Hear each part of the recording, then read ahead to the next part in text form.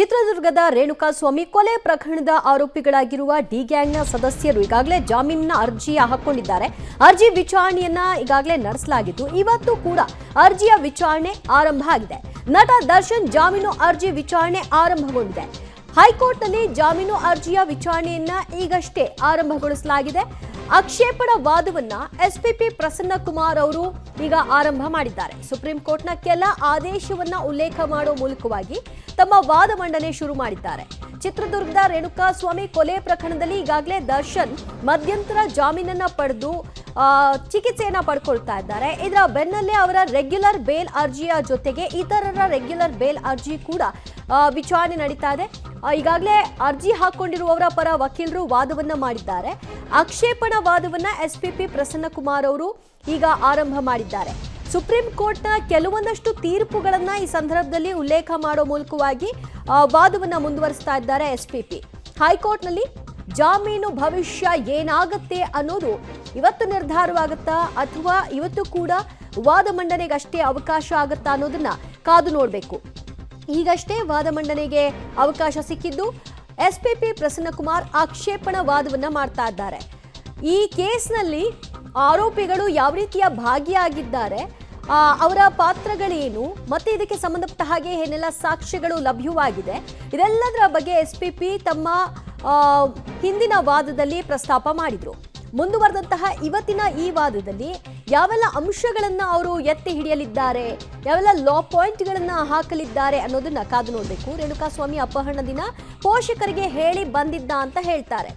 ಅಂದ್ರೆ ಇದು ಕಿಡ್ನಾಪ್ ಅಲ್ಲ, ತಮ್ಮ ಪೋಷಕರಿಗೆ ಹೇಳಿದ್ದಾನೆ ಫ್ರೆಂಡ್ಸ್ ಜೊತೆ ಹೋಗ್ತೀನಿ ಅಂತ. ಅದಾದ ನಂತರದಲ್ಲಿ ಅವನೇ ಬಾರ್ನಲ್ಲಿ ಖರ್ಚು ಮಾಡಿದ್ದ ಅಂತೆಲ್ಲ ನಾಗೇಶ್ ಅವರು ಸೇರಿದಂತೆ ಇತರ ಆರೋಪಿಗಳ ಪರ ವಕೀಲರು ವಾದವನ್ನ ಮಾಡಿದ್ರಲ್ಲ. ಈಗ ಅದಕ್ಕೆ ಕೌಂಟರ್ ಆಗಿ ಎಸ್ಪಿಪಿ ಪ್ರಸನ್ನ ಕುಮಾರ್ ಅವರು ವಾದವನ್ನ ಮಾಡ್ತಾ ಇದ್ದಾರೆ. ರೇಣುಕಾಸ್ವಾಮಿ ತಮ್ಮ ಪೋಷಕರಿಗೆ ತಾನು ತೆರಳುತ್ತಾ ಇರೋ ವಿಷಯವನ್ನ ಪ್ರಸ್ತಾಪ ಮಾಡಿದ್ದಾನೆ ಅಂತ ಹೇಳ್ತಾ ಇದ್ದಾರೆ ಅನ್ನುವಂತಹ ಅಂಶವನ್ನ ಇಟ್ಕೊಂಡು ಇಲ್ಲಿ ತಮ್ಮ ವಾದವನ್ನ ಮುಂದುವರಿಸಿದ್ದಾರೆ. ದರ್ಶನ್ಗೆ ಕ್ಷಮೆ ಕೇಳಿ ಕಳಿಸ್ತೇವೆ ಅಂತ ಇವರುಗಳು ಆತನನ್ನ ನಂಬಿಸಿ ಕರ್ಕೊಂಡು ಬಂದದ್ದು. ರೇಣುಕಾಸ್ವಾಮಿಯನ್ನ ದರ್ಶನ್ಗೆ ಭೇಟಿ ಮಾಡಿಸ್ತೀವಿ, ನೀನ್ ಮಾಡಿರೋ ತಪ್ಪು, ದರ್ಶನ್ ಅವರ ಬಳಿ ಕರ್ಕೊಂಡು ಹೋಗಿ ಕ್ಷಮೆ ಕೇಳ್ಬಿಡು, ಎಲ್ಲ ಸರಿ ಹೋಗ್ಬಿಡುತ್ತೆ ಅಂತ ಹೇಳಿ ಪುಸ್ಲಾಯಿಸಿ ಆ ವ್ಯಕ್ತಿಯನ್ನ ಕರ್ಕೊಂಬಂದದ್ದು. ಅದು ಕಿಡ್ನಾಪ್ ಮಾದರಿ ಅಲ್ಲದೆ ಇದ್ರೂ ಕೂಡ ಕಿಡ್ನಾಪ್ನ ಸಂಚು ಅನ್ನುವಂತಹ ವಾದವನ್ನ ಮಾಡ್ತಾ ಇದ್ದಾರೆ. ಸುಪ್ರೀಂ ಕೋರ್ಟ್ನ ಕೆಲ ಆದೇಶಗಳ ಅಂಶವನ್ನು ಕೂಡ ಇಲ್ಲಿ ಉಲ್ಲೇಖ ಮಾಡ್ತಿದ್ದಾರೆ. ಮತ್ತು ರೇಣುಕಾಸ್ವಾಮಿ ಆ ದಿನ ಪೋಷಕರಿಗೆ ಹೇಳಿ ಬಂದಿದ್ದ, ತಾನೇ ಸ್ವಯಂ ಪ್ರೇರಿತನಾಗಿ ಇತರೆ ಆರೋಪಿಗಳ ಜೊತೆಗೆ ಬಂದಿದ್ದಾನೆ ಅನ್ನೋ ಅಂಶವನ್ನ ಇಟ್ಕೊಂಡು ಅವರು ಪಾಯಿಂಟ್ ಔಟ್ ಮಾಡ್ತಾ ಇದ್ದಾರೆ. ಪೋಷಕರಿಗೆ ಹೇಳಿ ಬಂದಿದ್ದ, ಆದ್ರೆ ಈ ವ್ಯಕ್ತಿಗಳು ರಾಘವೇಂದ್ರ ಆದಿಯಾಗಿ ಉಳಿದಂತಹ ಕಿಡ್ನಾಪರ್ಸ್ ಏನಿದ್ದಾರೆ ಇವ್ರುಗಳೆಲ್ಲರೂ ಕೂಡ ದರ್ಶನ್ನ ನಿನಗೆ ಮೀಟ್ ಮಾಡಿಸ್ತೀವಿ, ಕ್ಷಮೆ ಕೇಳ್ಬಿಡು, ಅದಾದ ನಂತರದಲ್ಲಿ ಎಲ್ಲ ಸರಿ ಹೋಗುತ್ತೆ ಅಂತ ಕರ್ಕೊಂಬಂದಿರೋದು. ಆ ಕಾರಣಕ್ಕಾಗಿ ರೇಣುಕಾಸ್ವಾಮಿ ತನ್ನ ಚಿತ್ರದುರ್ಗದ ಊರಿನಿಂದ ಅವನು ಬೆಂಗಳೂರಿಗೆ ಬಂದಿದ್ದಾನೆ ಇವ್ರುಗಳ ಜೊತೆಗೆ ಅಂತ ವಾದವನ್ನ ಎಸ್ಪಿಪಿ ಪ್ರಸನ್ನ ಕುಮಾರ್ ಅವರು ಮಾಡ್ತಾ ಇದ್ದಾರೆ. ಕೆಲವೊಂದಷ್ಟು ಆದೇಶಗಳನ್ನು ಕೂಡ ಈ ಒಂದು ಸಂದರ್ಭದಲ್ಲಿ ಎತ್ತಿ ಹಿಡಿಯುವ ಮೂಲಕವಾಗಿ ಯಾವ ಕಾರಣಕ್ಕೆ ಜಾಮೀನು ರಿಜೆಕ್ಟ್ ಆಗಬೇಕು ಅಂತ ಕೋರ್ತಾ ಇದ್ದಾರೆ. ರೇಣುಕಾಸ್ವಾಮಿ ಅಪಹರಣ ದಿನ ತಾನೇ ಬಂದಿದ್ದ ಅನ್ನುವಂತಹ ವಿಚಾರಕ್ಕೆ ಸಂಬಂಧಪಟ್ಟ ಹಾಗೆ ದರ್ಶನ್ನ ಬಳಿ ನಿನಗೆ ಕ್ಷಮೆ ಕೇಳಿಸಿ ಕಳಿಸ್ತೀವಿ ಅಷ್ಟೇ ಅಂತ ಹೇಳಿ ಕಳಿಸಿದ್ದಾರೆ.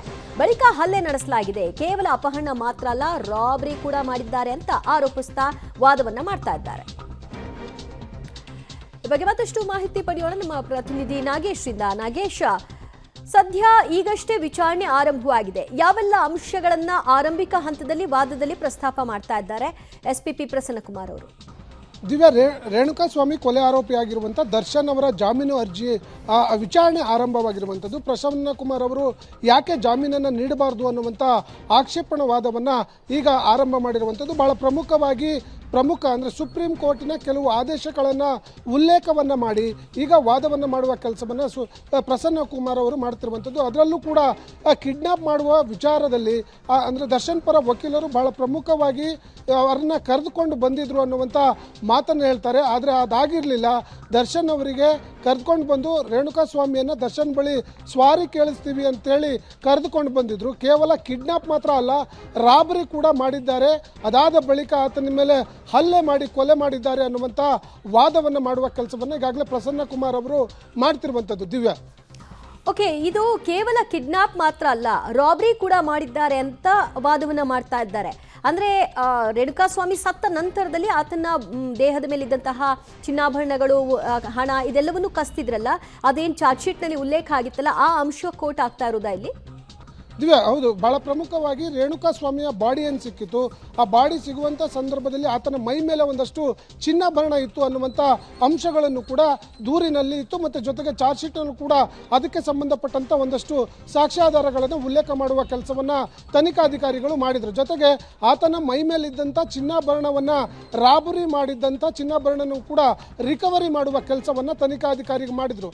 ಹಾಗಾಗಿ ಕೇವಲ ರೇಣುಕಾ ಸ್ವಾಮಿಯನ್ನು ಕಿಡ್ನಾಪ್ ಮಾಡಿರಲಿಲ್ಲ, ರಾಬರಿ ಮಾಡಿ ನಂತರ ಆತನಿಗೆ ಹಲ್ಲೆ ಮಾಡಿ ಕೊಲೆ ಮಾಡಿದ್ದಾರೆ ಅನ್ನುವಂಥ ಅಂಶಗಳೇನಿತ್ತು ಅದನ್ನು ಪ್ರಮುಖವಾಗಿ ಉಲ್ಲೇಖವನ್ನು ಮಾಡೋದ್ರ ಮೂಲಕ ದರ್ಶನ್ ಅವರ ಜಾಮೀನನ್ನು ಯಾಕೆ ಕೊಡಬಾರ್ದು ಅನ್ನುವಂಥದ್ರ ಬಗ್ಗೆ ಮನವರಿಕೆ ಮಾಡುವ ಕೆಲಸವನ್ನು ಈಗಾಗಲೇ SPP ಪ್ರಸನ್ನ ಕುಮಾರ್ ಅವರು ವಾದವನ್ನು ಮಾಡ್ತಿರುವಂಥದ್ದು. ದಿವ್ಯಾ, ರೈಟ್, ಸದ್ಯ ದರ್ಶನ್ ಜಾಮೀನು ಅರ್ಜಿಯ ಭವಿಷ್ಯ ಏನಾಗುತ್ತೆ ಅನ್ನೋ ಕುತೂಹಲ. ಈಗಷ್ಟೇ ವಾದವನ್ನ ಆರಂಭ ಮಾಡಿದ್ದಾರೆ SPP ಪ್ರಸನ್ನ ಕುಮಾರ್ ಅವರು. ಸೊ ಈ ವಿಚಾರಕ್ಕೆ ಸಂಬಂಧಪಟ್ಟ ಹಾಗೆ ಯಾವೆಲ್ಲ ಅಂಶಗಳನ್ನ ಅವರು ಪ್ರಸ್ತಾಪ ಮಾಡ್ತಿದ್ದಾರೆ?